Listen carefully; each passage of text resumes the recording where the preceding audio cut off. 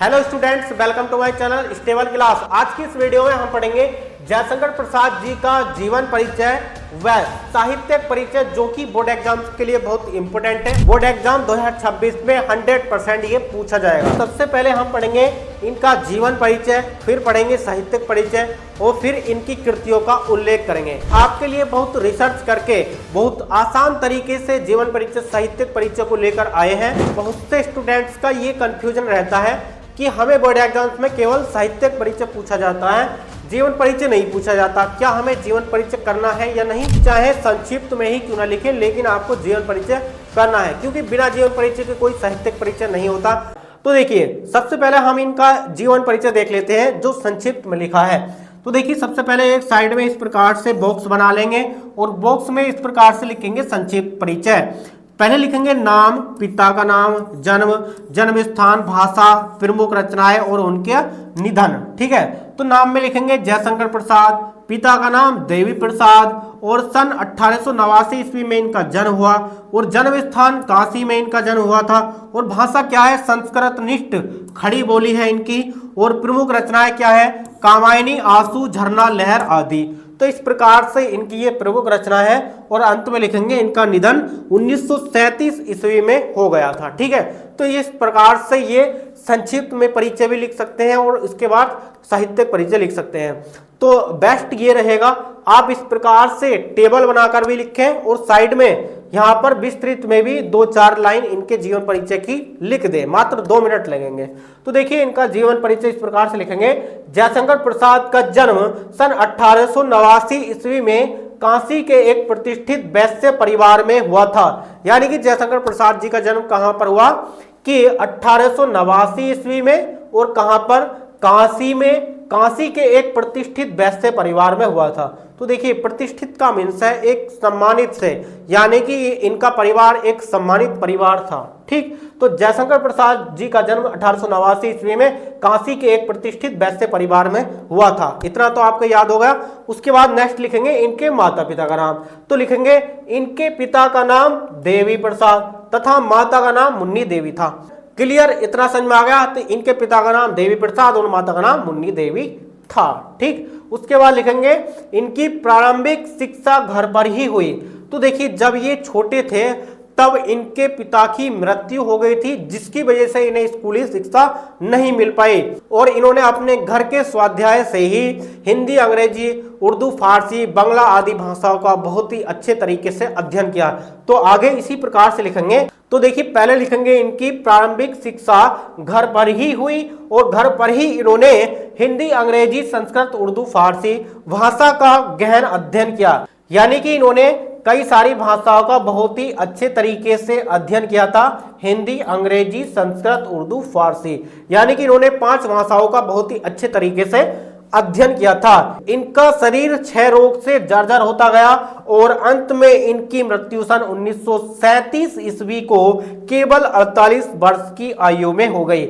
यानी कि इनका जो शरीर था वो क्षय रोग से जर्जर होता गया, कमजोर होता गया और अंत में सन 1937 ईस्वी को केवल 48 वर्ष की आयु में इनकी मृत्यु हो गई। ठीक है, तो देखिए, इनकी बहुत कम एज में ही मृत्यु हो गई, मात्र 48 वर्ष की आयु में। तो देखिए, आप बोर्ड एग्जाम में कैसे लिखेंगे? इस प्रकार से जैसे हमने लिखा है सेम इसी प्रकार से अपनी कॉपी में लिखेंगे। ठीक है, तो देखिए, कुछ चीजें आपको ब्लैक पेन से लिखनी है, जैसे कि जन्म और मृत्यु और उनके माता पिता का नाम। ठीक है, इस प्रकार से आप बीच बीच में ब्लैक पेन का यूज कर सकते हैं। उसके बाद आपको लिखना है साहित्यिक परिचय। तो हेडिंग लिखेंगे साहित्यिक परिचय और उसके बिल्कुल जस्ट नीचे वाली लाइन से लिखना है कि द्विवेदी युग से अपनी काव्य रचना का प्रारंभ करने वाले महाकवि जयशंकर प्रसाद छायावादी और काव्य के जन्मदाता एवं छायावादी युग के प्रवर्तक समझे जाते हैं। यानी कि जो जयशंकर प्रसाद जी हैं वो जो है एक छायावादी काव्य के जन्मदाता हैं। ठीक, और छायावादी युग के प्रवर्तक भी हैं। ठीक, उसके बाद आगे लिखेंगे इनकी रचना कामायनी एक कालजयी कृति है जिसमें छायावादी प्रवृत्तियों एवं विशेषताओं का समावेश हुआ है। यानी कि जो इनकी कामायनी रचना है ना, वो एक कालजयी कृति है। ठीक, आगे लिखेंगे कि इसमें छायावादी प्रवृत्तियों एवं विशेषताओं का समावेश हुआ है, यानी कि जो इनकी कृतियां हैं उसमें छायावादी प्रवृत्तियों एवं विशेषताओं का समावेश हुआ, यानी कि लिया गया है। ठीक, उसके बाद देखिए नेक्स्ट आगे लिखेंगे, इन्होंने अपने काव्य में आध्यात्मिक आनंदवाद की प्रतीक्षा की है, यानी कि इन्होंने जो है अपने काव्यों में आध्यात्मिक और आनंदवाद की प्रतीक्षा की है, यानी कि इन्होंने आनंदवाद को भी अपने काव्य में लिया गया है। ठीक, उसके बाद आगे लिखेंगे, जयशंकर प्रसाद आधुनिक हिंदी काव्य के सर्वश्रेष्ठ कवि थे, यानी कि जयशंकर प्रसाद जी जो थे वो जो है एक आधुनिक हिंदी काव्य के सर्वश्रेष्ठ कवि थे। ठीक, इस प्रकार से लिखेंगे, इन्होंने अपनी कविताओं में सूक्ष्म अनुभूतियों एवं रहस्यवादी चित्रण प्रस्तुत किए और हिंदी काव्य जगत में एक नवीन क्रांति उत्पन्न कर दी। उसके बाद आपको आगे लिखना है कि इनकी इसी क्रांति ने एक नए युग का सूत्रपता, जिसे छायावादी युग के नाम से जानते हैं, ठीक है, छायावादी युग के नाम से जाना जाता है। तो आप इतना आप साहित्यिक परिचय लिख देंगे, आपको कोई ज्यादा बड़ा नहीं लिखना है।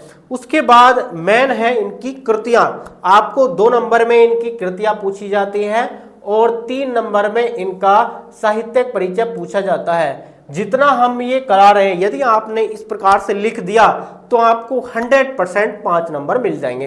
तो देखिए इनकी प्रमुख कृतियां कुछ इस प्रकार से लिखेंगे, जैसे कि नाटक है, उपन्यास है और कहानी संग्रह है। ठीक है, यदि आपको बोर्ड एग्जाम में इस प्रकार से याद नहीं रहती, जैसे कि इनका नाटक क्या है, उपन्यास क्या है, कहानी क्या है, तो आपको एक काम करना है, पॉइंट बना करके लिख देना है कि पॉइंट 1 में जैसे कि याद आ जाए आपको चंद्रगुप्त, तो चंद्रगुप्त लिख देना है, और आपको याद आ जाए पॉइंट 2 में, दूसरे पॉइंट में डाल करके लिख देंगे कि कंकाल, तीसरे पॉइंट में डाल करके लिख देंगे प्रतिध्वनि। जो भी आपको याद आता चले जाए, इस प्रकार के पॉइंट डाल करके 4-5 पॉइंट बना सकते हैं, तब भी आपको फुल मार्क्स मिलेंगे। यदि आप इस प्रकार से याद रख सकते हैं, जैसे कि इनका नाटक क्या है कि चंद्रगुप्त, स्कंदगुप्त, ध्रुव स्वामिनी आदि। उसके बाद देखिए इनका उपन्यास क्या है, आप इस प्रकार से ही तैयार करें, कंकाल, तितली एवं इरावती आदि। और कहानी संग्रह क्या है, प्रतिध्वनि, छाया, आकाशदीप, आंधी आदि। इस प्रकार से इनके नाटक, कहानी, उपन्यास है।